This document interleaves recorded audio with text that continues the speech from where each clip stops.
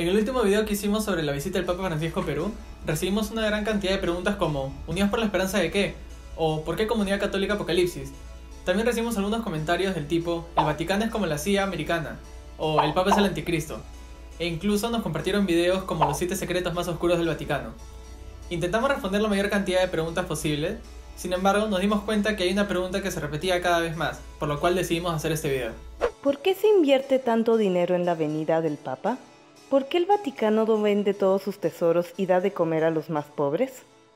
Para responder a esta cuestión, es importante preguntarnos lo que poca gente se pregunta.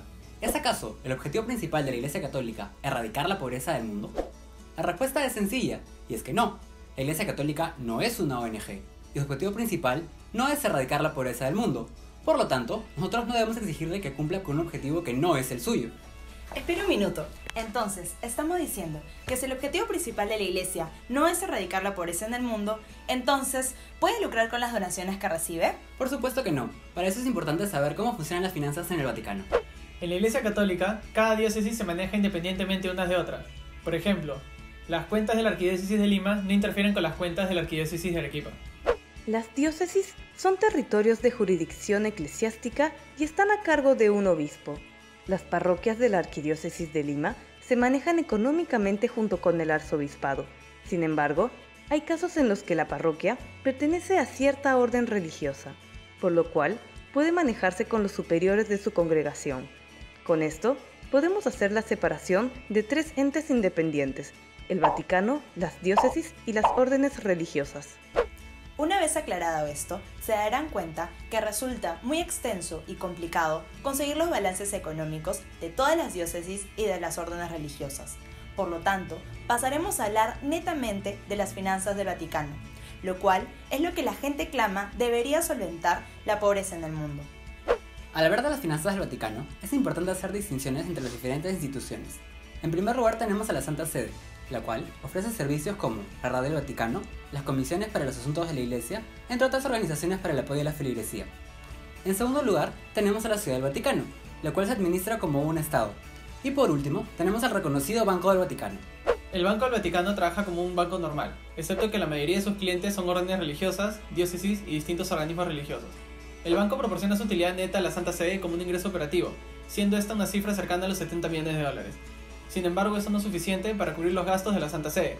En solo el año 2013 se registró una pérdida de aproximadamente 33 millones de dólares. Pero, ¿cómo es esto posible si es que el Vaticano tiene tanto dinero? Todos los ingresos generados por el turismo y las demás actividades económicas sirven para sustentar los gastos de la Ciudad del Vaticano, lo cual son aproximadamente 130 millones de dólares al año.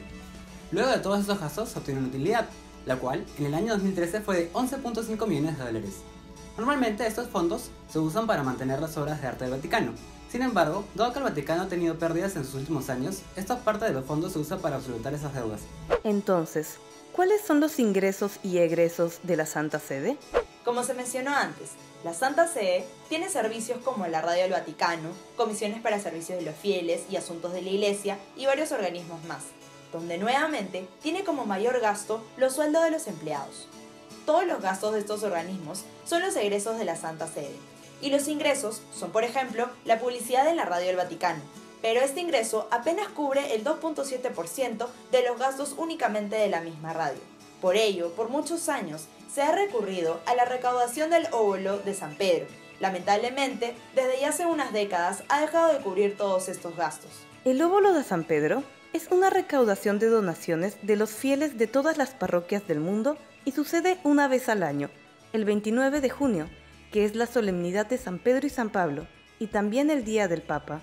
Entonces, la Santa Sede tiene que solventarse prácticamente del óvulo de San Pedro, las utilidades del Banco del Vaticano y algunos ingresos de la Ciudad del Vaticano. Y aunque se ha dicho que los mayores egresos son los sueldos, estos en realidad son un 25% menos a los sueldos del mercado. ¿Y por qué no simplemente venden obras de arte para solventar sus gastos? El Estado Vaticano, como cualquier Estado, mantiene relaciones exteriores. Y así como el Perú puede firmar un tratado de libre comercio con Estados Unidos, el Vaticano también puede firmar acuerdos con otros países. Estos acuerdos se llaman concordatos. Por ejemplo, Italia tiene un concordato con la Ciudad del Vaticano, en la cual Italia se compromete a brindarle elementos culturales a la Ciudad del Vaticano siempre y cuando ésta se comprometa a cuidarlos y exponerlos, cosa que sería imposible si es que estos se venden. Entonces, con esos números, ¿cómo dice la Iglesia Católica que ayuda a los pobres? Este tipo tipo de ayuda suele darse a través de las órdenes religiosas y de las diócesis, las cuales justamente son los clientes usuales del Banco del Vaticano, el cual obtiene sus mayores ingresos mediante la inversión en otras instituciones, por lo que la ayuda de este tipo suele darse por organizaciones como Cáritas o Fe y Alegría. Y si tienen dinero, ¿por qué la Avenida del Papa fue financiada por el Estado peruano? Porque vino un jefe de Estado, y para ello es necesario gastos en seguridad, transporte y organización de eventos. Se gastó un total de 15,3 millones de dólares, donde 3,5 millones fueron en gastos de infraestructura, y 700.000 dólares fueron destinados a la Conferencia Episcopal Peruana. Los ingresos fueron de 80 millones de dólares, por lo que la ganancia es evidente. Sin embargo, este superávit no es de la iglesia. Entonces, después de todo esto, ¿cuáles son las riquezas del Vaticano? Las riquezas del Vaticano no se encuentran en el oro de sus paredes ni en sus obras de arte, ya que estos son patrimonios de la humanidad. No se pueden comprar, vender, subastar, ni siquiera se pueden sacar del país. Por eso, el mito de que el Vaticano puede acabar con el hambre del mundo 2 veces es una historia más sin fundamento que ronda por internet, que nuestros amigos de Memes Católicos te explican mejor en el siguiente enlace. Pues para esto, volvemos al punto inicial. La función de la Iglesia Católica no es erradicar la pobreza en el mundo. El fin de la Iglesia es transmitir la gracia de Dios para la salvación de todos los fieles.